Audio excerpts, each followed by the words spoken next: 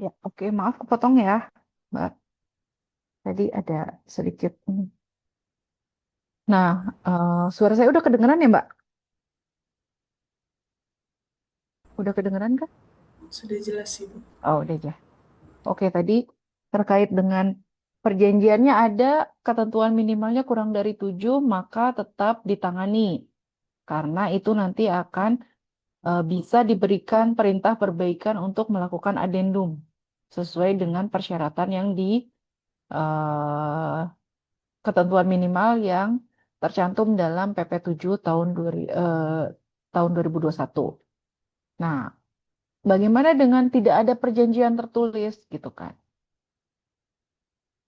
Karena KPPU ini tugas dan kewenangannya adalah melakukan pengawasan pelaksanaan kemitraan, maka pintu masuk dari untuk melakukan pengawasan dasarnya adalah perjanjian. Jadi apabila tidak ada perjanjian tertulisnya, itu eh, sulit KPPU untuk masuk. Karena kita nih mengawasi berarti itu ada di tengah-tengah ya, bukan pada saat kita awal mendampingi dari awal gitu. Jadi proses perjanjian ini muncul itu seharusnya ditangani oleh dinas terkait eh, yang menangani kemitraannya, misalkan dalam hal ini perkebunan.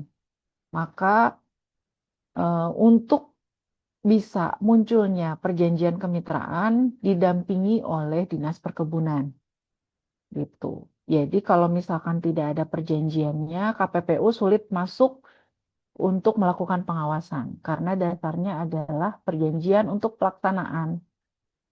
eh, pelaksanaan kemitraannya gitu, kurang lebih Mbak.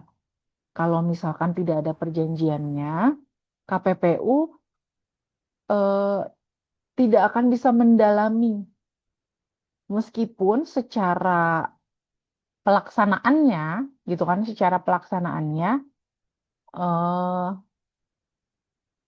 ada pelanggaran ya, ada dugaan pelanggaran gitu. Cara pelaksanaan yang dikatakan bahwa ini sudah bermitra tapi kami nggak punya perjanjiannya. Maka bagaimana kami bisa membuktikan bahwa ada pelanggaran pelaksanaan kemitraan ketika dasar hukum perjanjiannya saja untuk melakukan kemitraannya tidak ada gitu Mbak. Oh, baik, Ibu. Berarti memang agak sulit untuk bisa ditangani ya, Bu, jika memang perjanjian itu tidak ada. Iya, tidak memang memang dasarnya KPPU untuk melakukan pengawasan adalah perjanjiannya Mbak. Kalau memang tidak ada perjanjiannya itu nggak bisa masuk KPPU Ya, baik, gitu. Ibu. Meskipun kalau misalkan kita pernah menangani ada laporan terkait dengan apa namanya dugaan pelanggaran kemitraan gitu kan. Tapi dia tidak bisa membuktikan perjanjiannya, kita tetap tangani, kita tetap lakukan klarifikasi dulu, kita tetap dalami dulu seperti apa dalam tahap klarifikasi ini. Meskipun nanti eh, pada umumnya tidak dapat kita tangani, tetap ditutup. Kecuali pihak pelapor bisa memberikan alat bukti ya tadi berupa perjanjian kemitraannya. Meskipun itu baru draft ya, misalkan ya, baru draft. Karena itu kan udah ada bentuk awal nih yang bisa kita dalami gitu. Tapi kalau nggak ada sama sekali itu memang sulit KPPU untuk tangani gitu. Dan kami belum pernah melakukan penanganan terhadap eh, laporan atau apa ya, laporan terutama yang tidak ada perjanjiannya gitu. Baik, Ibu. Boleh dilanjutkan. Terima kasih atas penjelasannya. Oke, selanjutnya bagaimana kewenangan KPPU dalam mengawasi berjalannya perjanjian kemitraan? Nah, kewenangannya tadi sebagaimana sudah disampaikan itu ada di PP 7 tahun 2021. Kewenangannya itu eh, berkoordinasi, melakukan penanganan perkaranya diatur dalam eh, Per KPPU nomor 2 tahun 2024. Kemudian melakukan koordinasi gitu dengan dinas terkait. Kemudian juga apa namanya melakukan eh, evaluasi juga berkoordinasi dengan dinas terkait. Itu kewenangannya KPPU. Jadi menangani pengawasan pelaksanaan kemitraannya itu diatur dalam Per KPPU nomor 2 tahun 2024. Kemudian juga sambil berkoordinasi dengan instansi terkait dan juga eh, melakukan evaluasi terhadap penanganan perkara itu dalam monitoring ya, monitoring dalam penanganan perkara tersebut. Itu kewenangan dari KPPU dalam melaksanakan perjanjian kemitraan. Nah, langkah-langkahnya gimana? Ini nyambung tadi. Satu rangkaian sebenarnya. Langkah-langkahnya gimana dalam mengawasi perjanjiannya? Nah, diatur dalam Per KPPU nomor 2 tahun 2024, itu penanganan perkara itu ada dua sumber. Yang pertama dari laporan dari masyarakat atau laporan dari pihak terkait yang mengalami secara langsung atau ya atau laporan dari masyarakat yang melihat tapi maksudnya dia tidak mengalami tapi melihat dan mengetahui. Itu juga bisa diterima. Kemudian sumbernya dari inisiatif yang dilakukan KPPU.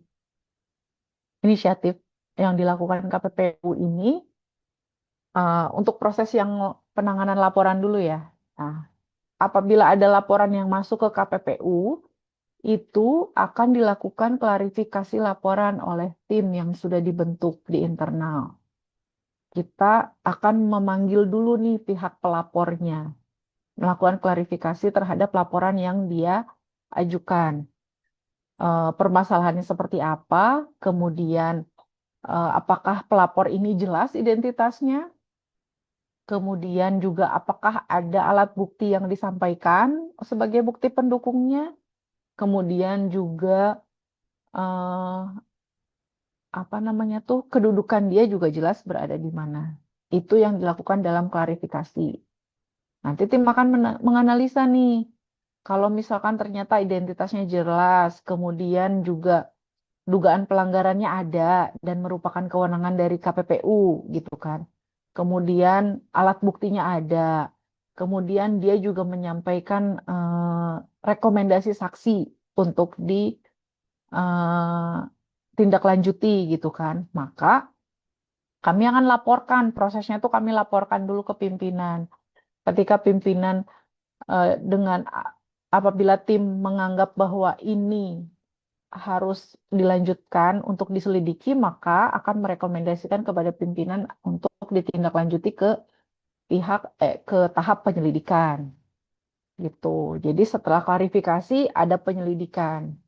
Nah, di dalam penyelidikannya ini yang panjang prosesnya, meminta keterangan para pihak, termasuk dengan keterangan dari dinas, permintaan dokumen, keterangan saksi, keterangan juga dari terlapor, pihak usaha besarnya yang dilaporkan, gitu kan.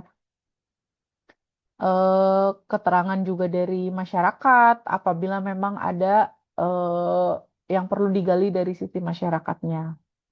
Ini di dalam tahap penyelidikan. Kalau tahap penyelidikan sudah selesai, ini dan dianggap cukup oleh tim, kemudian masuk dalam penyusunan laporan dugaan pelanggaran. Timnya itu akan menyusun laporan dugaan pelanggaran hasil dari penyelidikan. Setelah itu masuk ke dalam pemeriksaan pendahuluan kemitraan. Masuk dalam tahap pemeriksaan pendahuluan kemitraan ini di mana prosesnya laporan yang kita sampaikan ke pihak usaha besar itu akan ditanggapi oleh usaha besar. Kalau usaha besar menerima dalam tanggapannya apa namanya tuh, maka menguatkan dugaan pelanggaran dari KPPU. Kalau tidak menerima, maka harus melampirkan alasan tidak menerimanya disertai dengan bukti-bukti bahwa itu tidak, dugaan pelanggaran dari kami itu tidak benar, gitu. Nah, kalau udah di tahap PPK ini, kemudian kita akan maju ke tahap berikutnya, yaitu peringatan tertulis. Di peringatan tertulis ini diberikan kesempatan 3 kali sampai dengan peringatan tertulis ketiga untuk usaha besar memperbaiki kemitraannya dengan UMKM.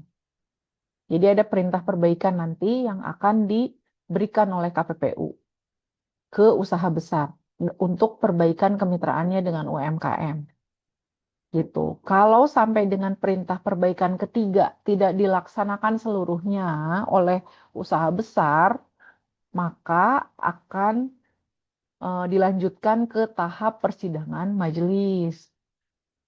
Gitu. Di, di tahap persidangan ini nanti akan diputuskan apakah dia men- akan diputuskan sanksi administratif.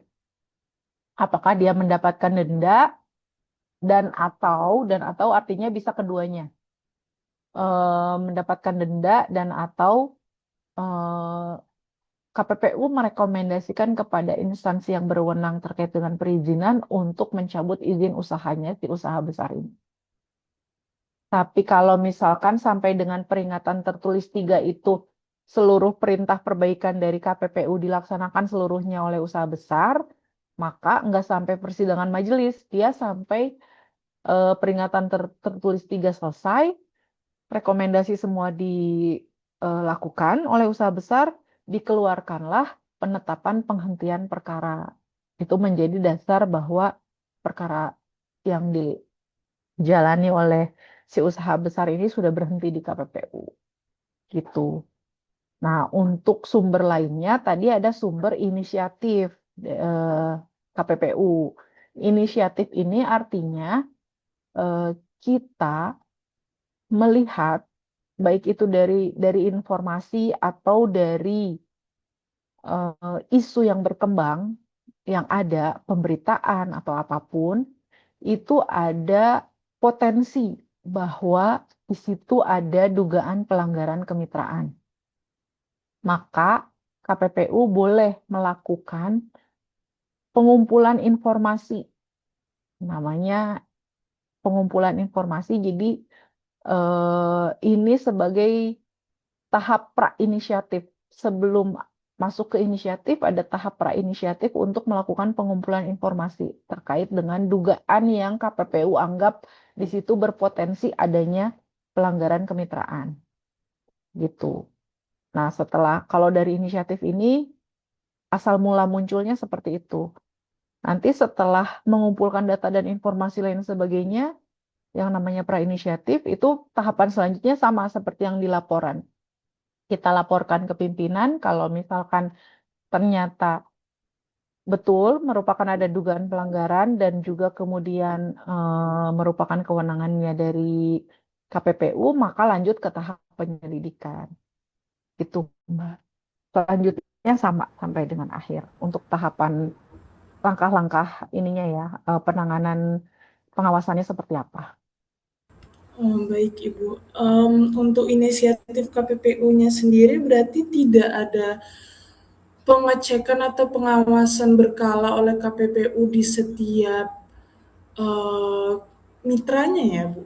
Berarti kayak maksudnya KPPU itu tidak terus menerus istilahnya terjun ke lapangan untuk mengecek apakah kemitraannya berjalan dengan baik. Berarti tidak ada proses yang seperti itu ya Bu. Karena memang dari inisiatif KPPU ini dia melihat dari informasi yang beredar gitu ya Bu ya. Jadi kalau sumber yang ditangani oleh KPPU, inisiatif ini belum pernah ada perkara yang masuk ke KPPU terkait yang KPPU cari informasinya.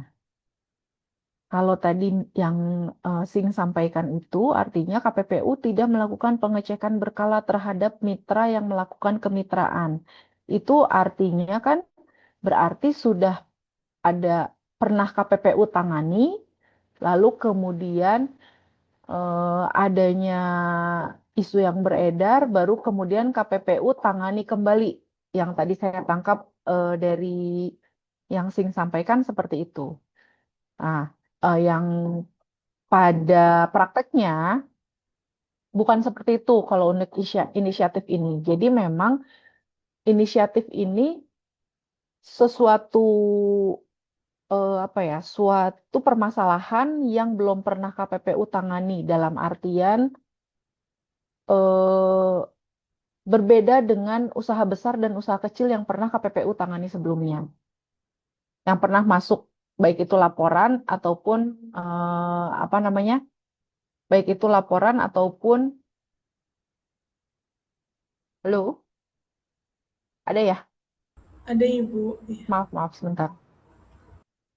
Ini tadi saya eh, kepencet apa nih?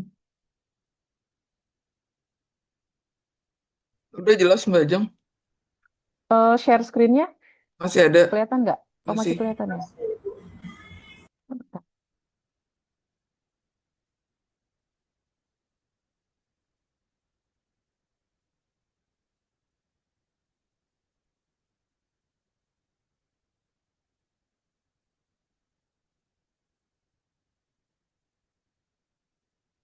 Oke masih ada ya share screen-nya. Takutnya saya tiba-tiba ke close.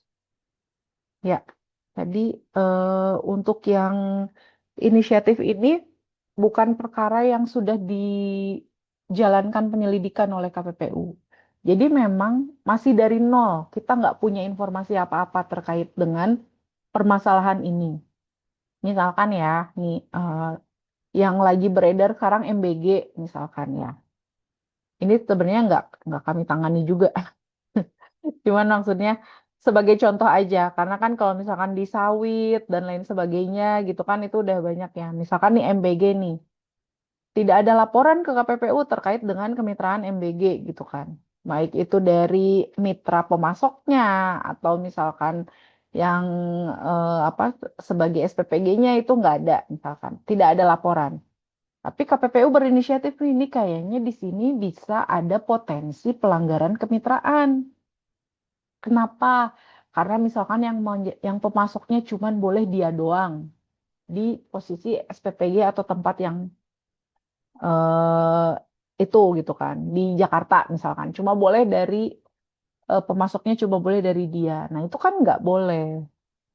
Maksudnya itu kecuali diikat dengan perjanjian kemitraan. Nah, kita cek nih, ada nggak perjanjiannya gitu kan.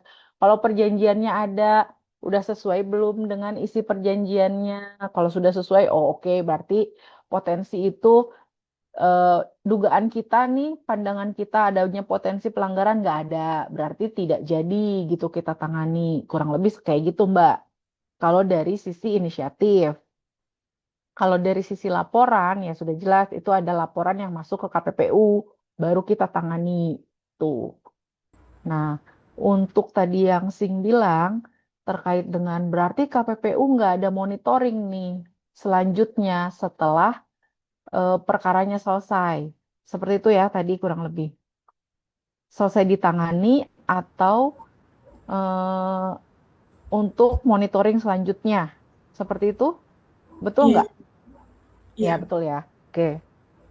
Nah, jadi kalau sudah selesai eh, penyelidikannya di penetapan penghentian perkara, sebenarnya kalau untuk tadi yang diputuskan oleh majelis itu ada denda atau ada pencabutan apa rekomendasi untuk dicabut izin usahanya kan itu sudah jelas ya akhirnya seperti apa gitu kan. Nah, untuk di penetapan penghentian perkara di mana eh, pihak usaha besar ini sudah menyelesaikan perintah perbaikannya sampai dengan selesai yang direkomendasikan oleh KPPU, memang kita belum ada SOP untuk dan belum ada juga apa namanya tuh eh, tindak lanjut selanjutnya nih. Nih, kita ada tadi itu masuk di pertanyaan 10 nanti. Jadi belum ada aturan terkait monitoring selanjutnya apabila sudah diselesaikan, dikeluarkan penetapan penghentian perkara, harus seperti apa, gitu. Itu memang belum belum diatur dan sampai sekarang, tapi yang kami alami, gitu kan, jika ada laporan yang masuk ke KPPU terkait dengan hal yang sama, maksudnya tuh misalkan pelapor yang dulu lapor lagi gitu kan, apa namanya tuh, untuk permasalahan yang sama gitu. Kita akan menangani laporan yang masuk tersebut sesuai dengan prosedurnya seperti apa di KPPU.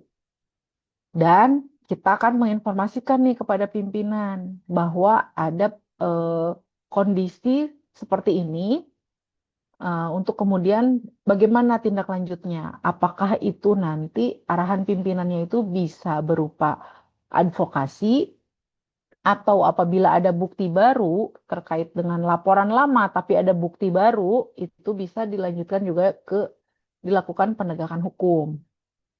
Gitu, Mbak.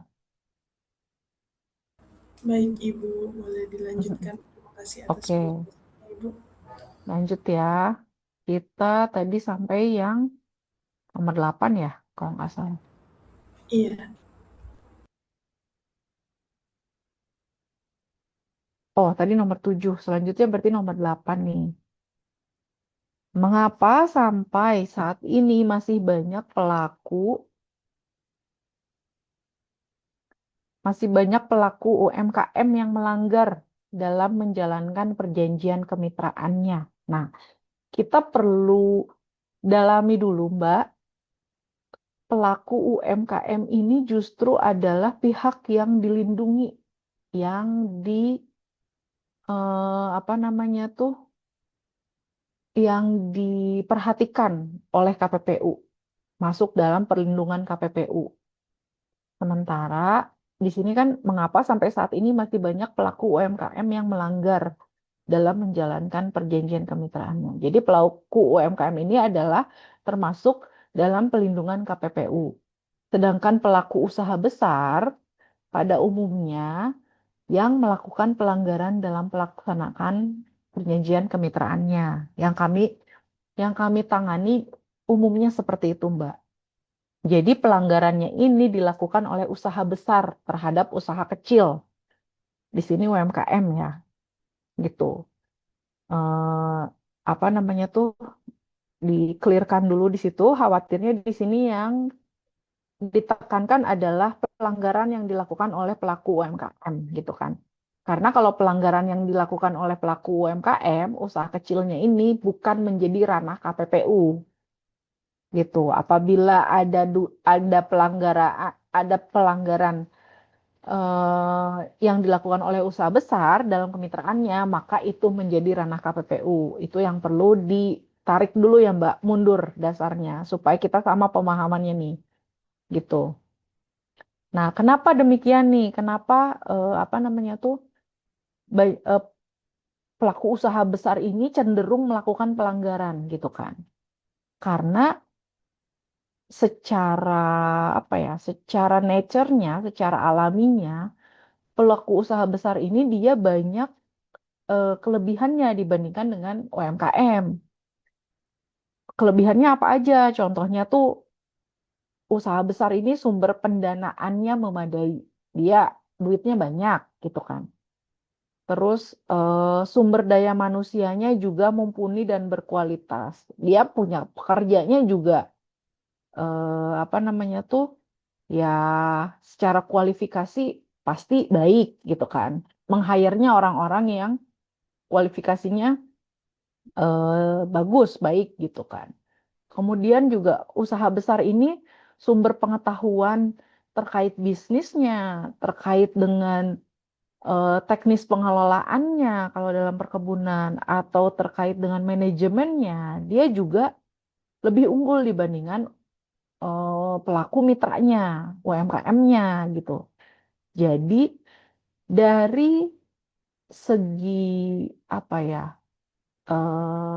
Dari segi kelebihannya tersebut itu berpotensi melakukan pelanggaran.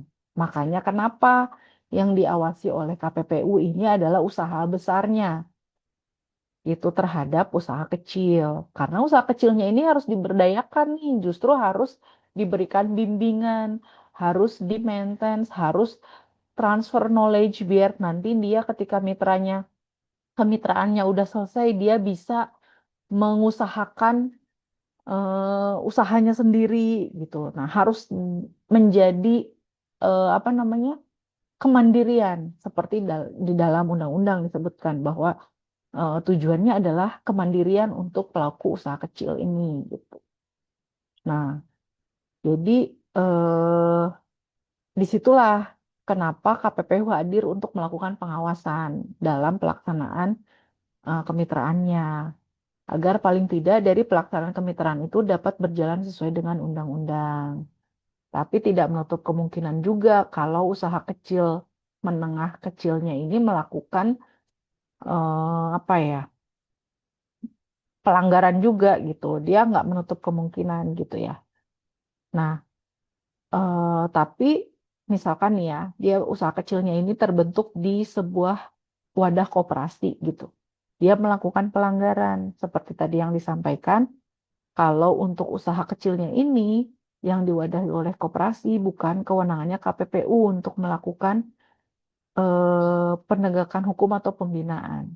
Penegakan hukum udah jelas enggak di dinas juga, tapi dinas koperasi yang yang membidangi perkoperasian tentu dia harus melakukan pembinaan terhadap usaha kecilnya ini. Gitu. Jadi kalau misalkan ada pelanggaran dari yang kecil ini bukan merupakan kewenangan KPPU untuk membinanya, tapi merupakan kewenangan dari eh, dinas koperasi apabila usaha kecilnya itu berupa badan usaha koperasi ya, gitu Mbak.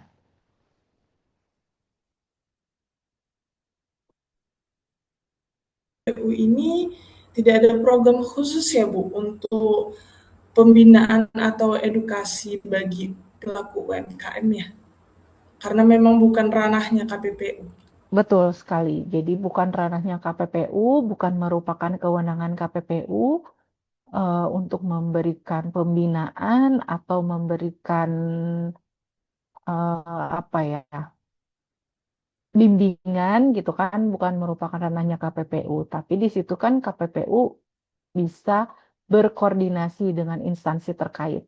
Jadi KPPU hanya bisa sebatas mendorong kepada dinas koperasi untuk melakukan pembinaan dan eh, bimbingan terhadap koperasi binaannya di daerah. Kurang lebih seperti itu. Baik Bu. Mbak Reski sama Mas Gio, kalau memang ada yang perlu ditambahkan, nanti bisa langsung ditambahkan aja ya. Ya, oke, Mbak. Iya, gitu sih. Ada lagi terkait dengan tadi? Boleh Ibu, boleh dilanjutkan lagi. Oke, kita selanjutnya di nomor 9. Ini sanksi seperti apa yang didapat oleh pelaku UMKM yang melanggar perjanjian kemitraan? Sanksinya seperti apa? Nah, apabila dalam kondisi usaha besar ini tidak melaksanakan perintah perbaikan dari KPPU, maka tadi sebagaimana disampaikan, perkaranya dilanjutkan ke tahap persidangan ya. Persidangan oleh majelis KPPU, majelis komisi KPPU, dan apabila dalam persidangan tersebut diputuskan bersalah oleh majelis KPPU, maka akan dijatuhi sanksi administratif. Nah, apa sanksinya berdasarkan per KPPU nomor 2 tahun 2024 itu diatur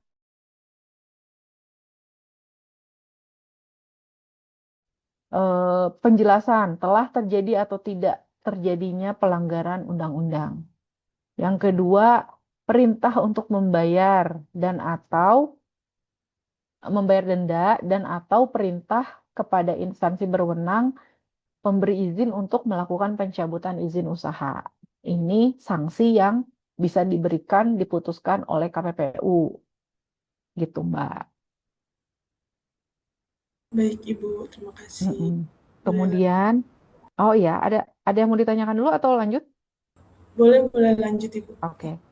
Kemudian, bagaimana tindakan KPPU dalam mengatasi pelaku usaha besar di sini? Maksudnya ya, sebagaimana yang sudah saya jelaskan tadi, yang kita sepakati bersama kalau pelaku UMKM ini justru yang merupakan dilindungi oleh KPPU. Pelaku usaha besar ini yang kita awasi. Nah, di persaingan usaha seperti itu, kemudian di pelaksanaan kemitraannya pun sama.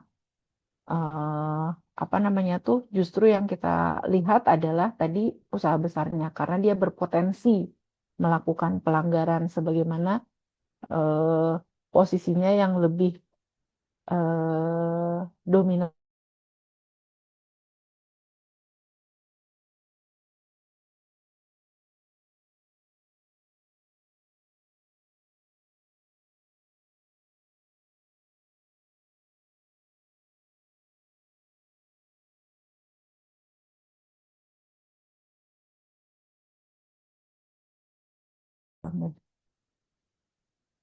Nah, jadi tadi itu caranya seperti apa? Dikasih perintah nih ke usaha besarnya, "Hei, kamu harus perbaiki kemitraannya sama usaha kecilnya supaya prinsip kemitraannya tercapai." Prinsipnya apa tadi? Saling menguntungkan, saling mempercayai, kemudian juga saling menguatkan. Nah, itu prinsip-prinsip yang ada di undang-undang tadi ya. Supaya prinsipnya itu terlaksana. Nah, kalau nggak dijalankan, maka tadi diberikan sanksi, di mana sanksinya itu tadi boleh apa namanya akan diperintahkan untuk membayar denda dan atau pencabutan izin usaha gitu. Dari perintah perbaikan dan diberikannya sanksi tersebut, tentu kita berharap bisa memberikan efek jera kepada usaha besarnya agar tidak melakukan